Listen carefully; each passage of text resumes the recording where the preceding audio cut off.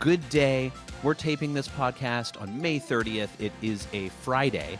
Here in Toronto, Canada, it is a beautiful day. It's sunny, it's pleasant. The sky is just dappled with fluffy white clouds. It is wonderful to be outside. You're listening to MLD News from Major Label Debut. I'm Graham Wright, and I do the weather today to pay tribute to David Lynch, the writer, director, artist, Eagle Scout, and all-around great American who left us earlier this year. And now a huge selection from the David Lynch archives is being auctioned off, which means us common folk get a glimpse at just the stuff that this fascinating person had around the house. Lynch, of course, was most famous for his work in film and TV, but he was also a great lover of music and a musician himself, which means we have a great excuse for us to talk about David Lynch. Joining me in this endeavor is another great American, MLD producer, Paul Bullock. Paul, how's the weather in Los Angeles? Good morning, Graham. How are you? It is 71 degrees here and a little overcast, but I have faith that a little later today, golden rays of sunshine will poke through and everything's going to be all right. Seems to be how the weather tends to trend in that town. It's pretty great, quite frankly. Tell me about your first encounter and thoughts with the David Lynch archive auction. I know it came as a surprise to me. I'm no great aficionado, but it felt like all of a sudden the curtain was just pulled back and look, here's 441 things from David Lynch's house you can see a picture of on the internet. Well, to me, David Lynch is one of the only true media heroes of my lifetime. And so I want his family to live in solid gold houses and drive rocket cars and continue to profit from his incredible output. I'll be honest. I love a good estate sale. I am a guy who stops at yard sales constantly. I like to paw through the detritus of other people's lives. And so when this new auction that was dropped online yesterday or the day before, it's going to be June 18th at 10 a.m. Pacific time, Los Angeles. It is co-sponsored by Turner Classic Movies, which I'm a huge fan of Turner Classic Movies. And so I put at least an hour of my life into looking at a bunch of stuff that was owned by David Lynch and stuff that I will never buy because now it's all wildly overpriced. I mean, crazy things. But I was most drawn to his collection of instruments and music ephemera from his, decades of musical output. Co-mingled with all of his film and TV work, he was consistently releasing singles and then later on albums, doing collabs with all sorts of people. In that second version of Twin Peaks, he had a performance every episode with people like, Johnny Jewel and Eddie Vedder. And it was just incredible. I mean, this guy was a true musician and an inspiration in the greatest way. And I would love to own some of this stuff, but sadly, I don't think I will, but I'd like to take this opportunity for you and I to go through it and choose maybe a couple items each that we would enjoy having in our homes. It's so fascinating from a musician's perspective because David Lynch was obviously pretty well known for like his vision, I guess, and every item that's in his films, his TV shows, his art or whatever is clearly either created by him to serve a purpose or chosen very specifically. Every tiny little thing is part of this. They're all symbols. He has that dream logic that seems to manifest in everything. And yet he was also just a guy. He marched very much to his own beat. And so the collection of musical instruments he have it's not cool in the traditional sense. It's not a collection of the most desired or the most aesthetically famous instruments. He doesn't have like a priceless gold top Les Paul. It's just all stuff that he clearly used to make music, and some of it's really sought after and some of it's very strange and out there. And it was just delightful to sort of scroll through this selection of photographs of an Ampeg bass cabinet, like something I've seen a million of in my lifetime as a musician, but here it is among David Lynch's effects, and so it takes on this new aura. I mean, it's also the records. Like he had these lots of his own personal record collection, some of which were lots that are for sale of actual albums that he put out. Like he I guess in terms of his most famous output, he had that 2011 album Crazy Clown Time, which had an incredible video for the single. And then he had The Big Dream, which had a bunch of collabs on it. And then he had that Thought Gang record with his longtime collaborator and the guy who composed the Twin Peaks theme, Angelo Badalamenti. And he did Cell Phone Memories with Krista Bell. So there's a ton of just his own stuff in here, which I think is really interesting, but also the inspirational stuff. Like there's a lot of Blue Velvet, like Bobby Vinton records that he collected, a bunch of those, and then some 45s that are like Fleetwood Mac, like 70s records that he just liked. It's hard to tell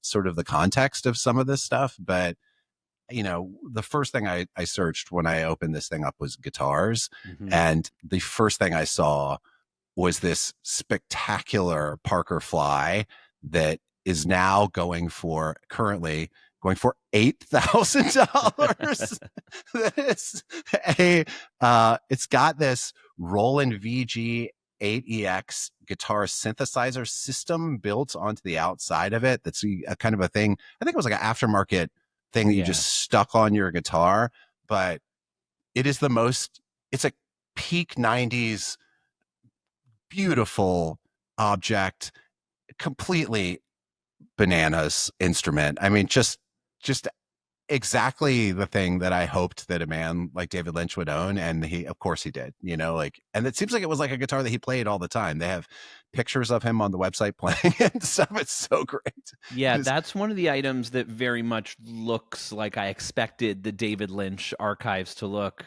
contrasted, with the aforementioned bass cab, or like the beautiful blue Mahala ukulele that's, like a guitar store entry level ukulele. I mean, there's also that Farrington 5-neck. It's like a instrument that he had designed, that he had someone build for him. That's just I feel that I must paint a picture of this for the listener. It's like if you took 5 metal guitars and sort of like took the bodies away except for the block that held the pickups, and then just glued them all together, still each its own guitar, but attached for purposes. I can't imagine how you play this item in a way that that makes its existence logical. I mean, I wonder if it's like one of those prepared piano kind of things where you could put objects on it, or capos, or some kind of it is really truly awesome. And it's like a console. Also, where do you put that in your life? I guess you just have to have it on the floor. It's huge, right? Yep. It's 5 guitars that are connected together. It's a glorious thing. And then he's got that, like, a bunch of lap steels, a ton of lap steels, like at least 3 in here. And he must have owned more, including like one that Moby gave him that's from the 1940s. And then there's Ben Harper one that is like, it just, and then that's before you get to the giant suite of effects pedals. Like he has the Electro Harmonix 16-second delay. And spoiler alert, we interviewed Nels Klein, who's going to be on the show later this year. And that's a pedal that he's famous for playing, right? Like that's one of his signature toys, right?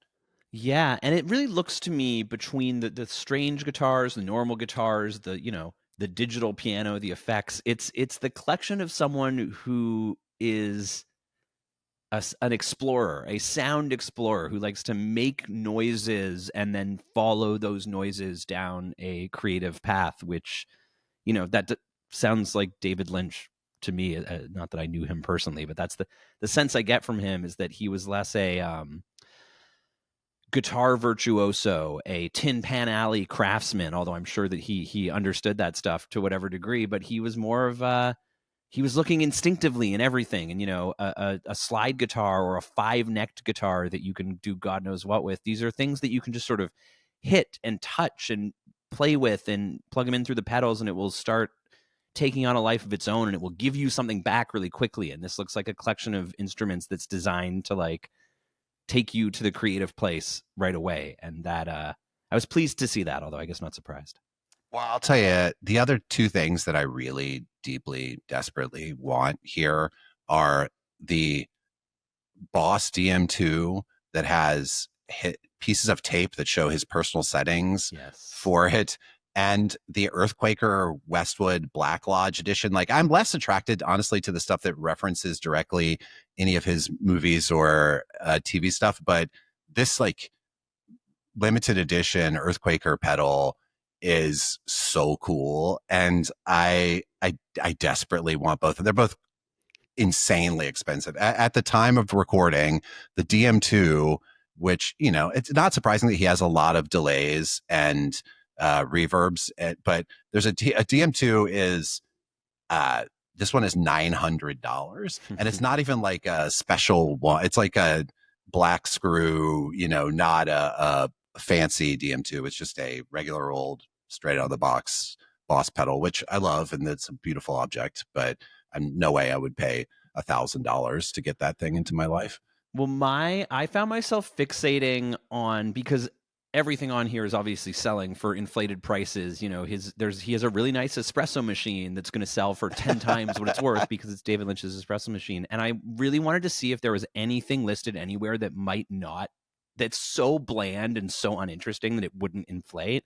And I found the pair of Electro Voice PA speakers.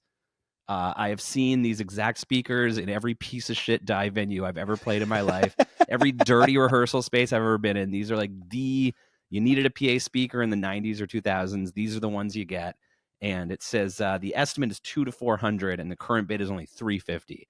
So if you're looking for a piece of David Lynch ephemera and you truly do not care what it is or whether it looks like David Lynch ever owned it, I can recommend to you the Electro Voice PA speakers. Sure, you could go down to the music store and buy them for less than that, but these ones were at least looked at by the great David Lynch.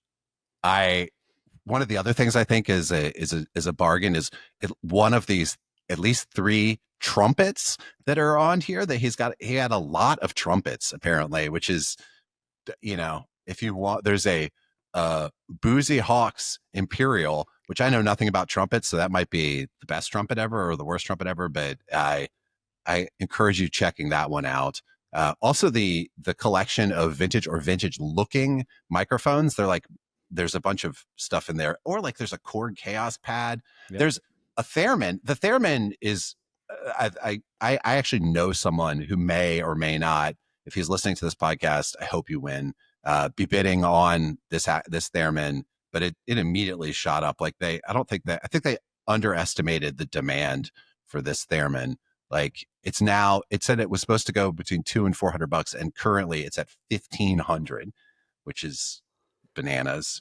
But yeah, There's I also mean, tons of nice like music listening stuff. I'm looking at this Bang & Olufsen iPod dock, which is a real artifact of a real specific moment in time. But I think that maybe if I could have anything, it might be the Bang & Olufsen iPod dock. speaking of Bang & Olufsen, do you see this home stereo? Beautiful. I mean, just breathtaking. I honestly, like, it's just so gorgeous. It is a thing that I hope that ends up in someone's home and is used all the time. And that's a thing I can picture him actually using frequently. You know, there's a few record players on here, but just this thing is something straight out of one of his movies, but made by, I'm assuming, German industrial design team that he identified with. It's just truly gorgeous. And maybe unlike the musical instruments, the listening stuff is all very beautiful and, you know, was clearly not chosen casually. And I grew up like you in an age when beautiful music listening equipment was like an aspirational item. You know, you saw it on television, you saw it at the high-end audio store at the mall. I used to daydream about having one of those 5-disc CD changers that's like vertical, you know. And then by the time I got old enough to buy that stuff, you just listen to everything on your stupid computer where you do everything else. So I want to take from this a newfound appreciation, or I should say a newly rediscovered appreciation and yearning for beautiful music listening objects. I got to get me a 5-disc changer. I think we should both become stereo guys, home stereo guys. Like I tried to buy a CD player recently, and it's difficult to find one that is, you know, at all not a piece of garbage. And I know I like that for us, for our future, that we're gonna we'll have like the Macintosh Yes. receivers and all the power amps and tubes everywhere, just the vacuum tubes all over our homes. How does We're that? going to have to start the major label debut Patreon fee at $5,000 a month per listener so that we can feed our newfound habit. Well, that is so. Yeah, if you guys want to reward us for all of our hard work, I do think that one of the things that you could purchase for us is this $8,000 Parker Fly guitar, and Graham and I will. Actually, you know what? We would just give it to Josh, Yeah. like bring it to Josh's home and leave it there. I think that's a nice gift for. Oh, that or the maybe this. I don't, I would, I'd take the stereo.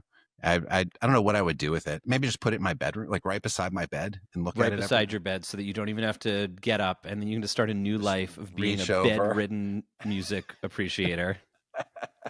I, uh, but I like at the end of the day, all of this stuff just confirms how rad this guy was. Yep. What incredible taste he had, and how he used a lot of this stuff as tools. I mean, I can really tell you that I can't imagine how horrible this has been for his family to lose, the patriarch of their family. But I just, and going through this must be difficult. I spent as a kid weekend after weekend after weekend, not because my mother had a business where she helped a lot with estate sales, ran estate sales for people. So this personally for me was tumbling back through a bunch of different parts of my life. And I urge you to go to the Julian's website and spend a little time looking through this stuff because it is worth it. It's worth the time. It's amazing. It's like there's 441 items. They've all been photographed professionally against white backdrops. And it really is like going on a quick little museum tour of David Lynch's beautiful stuff.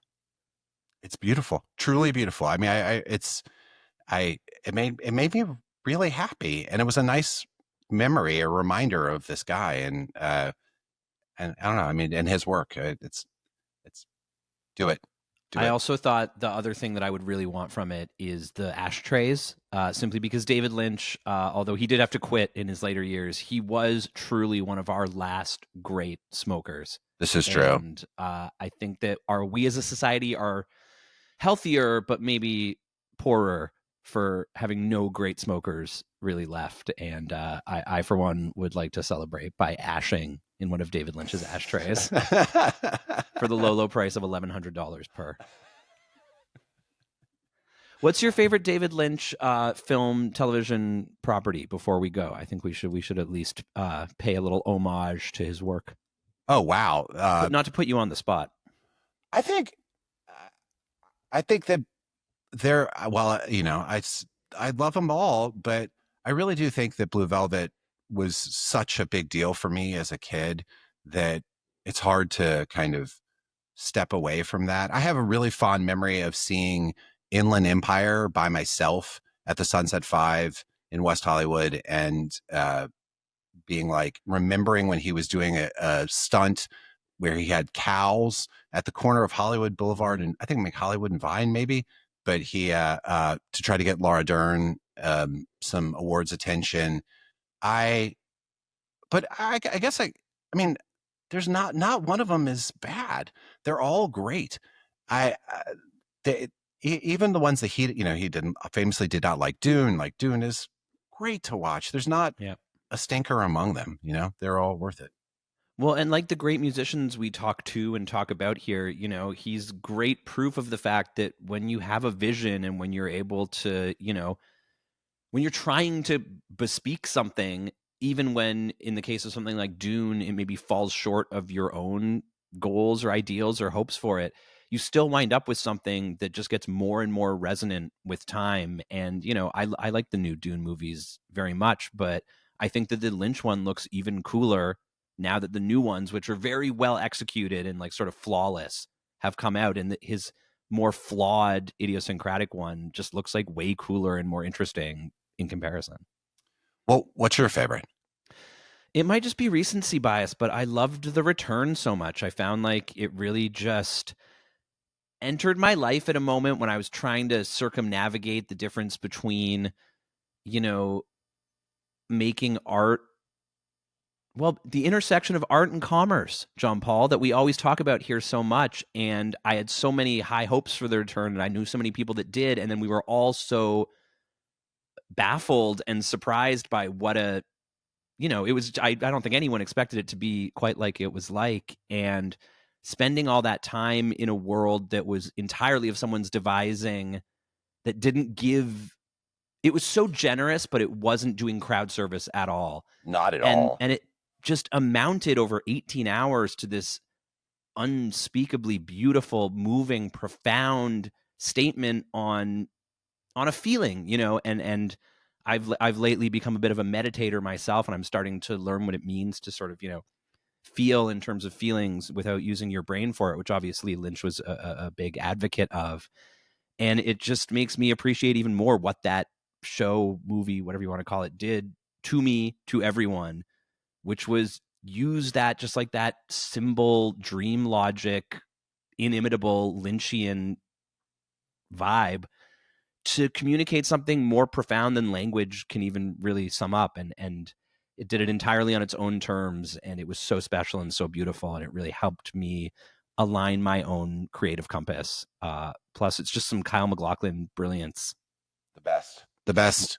Kyle MacLachlan is the best. Also, did you know that Laura Palmer's house is available for paid visits? And I think it's $400 a person. You can go and watch either the Fire Walk with Me or the Twin Peaks pilot with the lady who owns it in the living room there, and have like an experience. My friend Eric tipped me off to this, and I was like, that is pretty amazing. I'm not sure I want to go to the house as like a set tourist, but I do think that interacting with the person who now currently owns the house and talking with them about what that's like, especially, not spoiler alert, well, I actually won't spoil anything, but I especially because of the significance of that house and that location in the David Lynch universe, it's I don't know, I think that might be a worthwhile endeavor. And watching it with the current homeowner gives it a suitably Lynchian twist. It's art and commerce on top of art and commerce on top. That's what we do here. It's like, it is truly the like Black Lodge of, it is this kind of mirror world of, this was so much fun to do. I loved looking at this. I love this kind of news story. If y'all listening, you've gotten this far, we're 20 plus minutes into this. This is longer than our usual news episodes. Let us know if you like this. I'd be happy to do more of this kind of stuff. There's something about just doing news reports that seems a little, I don't know, less valuable than having a conversation like this. And I don't know, how do you feel about it? When you look at the news and music most days, I don't want to talk about, I don't think that we're here to cover the Diddy trial on major label debut. No, and I'd much rather paw through David Lynch's posthumous belongings. Yes, so agree. I hope everyone else enjoyed it as much as we did. Go listen to Crazy Clown Time, or any of the Laura Palmer's theme, and any of that stuff. Sacred Bones, I think, put out the last few of those, and kudos to them. That's a great record label. There was a Tokyo Police Club tour, a big one around Champ, where all of us watched Twin Peaks. We had the DVDs and we were passing them around in the van. And every night when the show finished, we would play the Twin Peaks theme as like we just got off stage, the lights are coming up. And it was really successful at clearing the room. It's quite a low-key piece. So spooky. Very spooky. Thanks to David Lynch for that. And thanks beautiful. to David Lynch for everything he did to beautify this cursed world. Thank you, David Lynch. We're poorer for having lost him, but we're richer for having John Paul Bullock here. Thank you so much for joining me, my friend. Always a pleasure. Thank you for having me, Graham. This is so much fun. That's your MLD news. I'm Graham Wright. The show is produced, as always, by John Paul Bullock and the great Josh Hook. Hello, Josh. Our theme music is by the wonderful Greg Alsop, who I just got to see playing drums with the great Canadian band 2 Hours Traffic. Greg's back behind the skins, which we like to see as well. Thank you for listening, listener. Major Label Debut will return with more news, information, considerations, and surreal imaginings from the intersection of art and commerce. So long. Bye. Bye.